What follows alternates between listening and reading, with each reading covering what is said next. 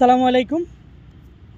প্রধানী অ্যাগ্রোর project ওয়ানে আজকে আমরা প্যাকেটের জন্য মাটি কাটতেছিলাম। দেখলাম যে ঠিক এই জায়গাটাতে আমরা যখন কোদাল দিয়ে মাটি সরাচ্ছিলাম দেখলাম যে কচ্ছপের ডিম, এই যে খুব সুন্দর কচ্ছপ এখানে ডিম পেড়ে গেছে। এখানে 9-10টা ডিম আছে, খুব সুন্দর। আর আছে না, আর মনে হয় নাই।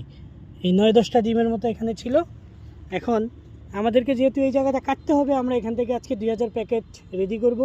এই মাটিটা আমাদের লাগবে। সো আমরা এই ডিমগুলোকে এখন আরেকটা জায়গাতে স্থানান্তরিত করে দিব। এই যে খুব সুন্দর ডিম। আমাদের মাটির যেই ঢিপি আছে ওইটার অন্য পাশে, যেই পাশে খুব রিসেন্টলি আমাদের মাটি সরানোর কোনো সম্ভাবনা নাই, ওই দিকটাতে আমরা এই ডিমগুলো দিয়ে দিচ্ছি, রেখে দিচ্ছি। এটার রেখে আমরা এখানে আবার মাটি চাপা দিয়ে দিব। আর কচ্ছপের ডিম একটু গরম, মানে তাপ লাগে এটা ফুটতে। আর এই অংশটা তো একটু রৌদ্র পড়ে, আশা করি সমস্যা হবে না।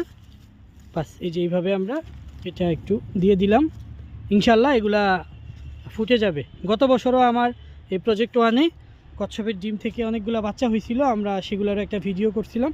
আমরা অ্যাকোরিয়ামে রাখছিলাম 6টা বাচ্চা। পরবর্তীতে 2টা বাচ্চা আমাদের এখন পর্যন্ত আছে, বাকিগুলা নষ্ট হয়ে গেছে। ধন্যবাদ সবাইকে, আসসালামু আলাইকুম।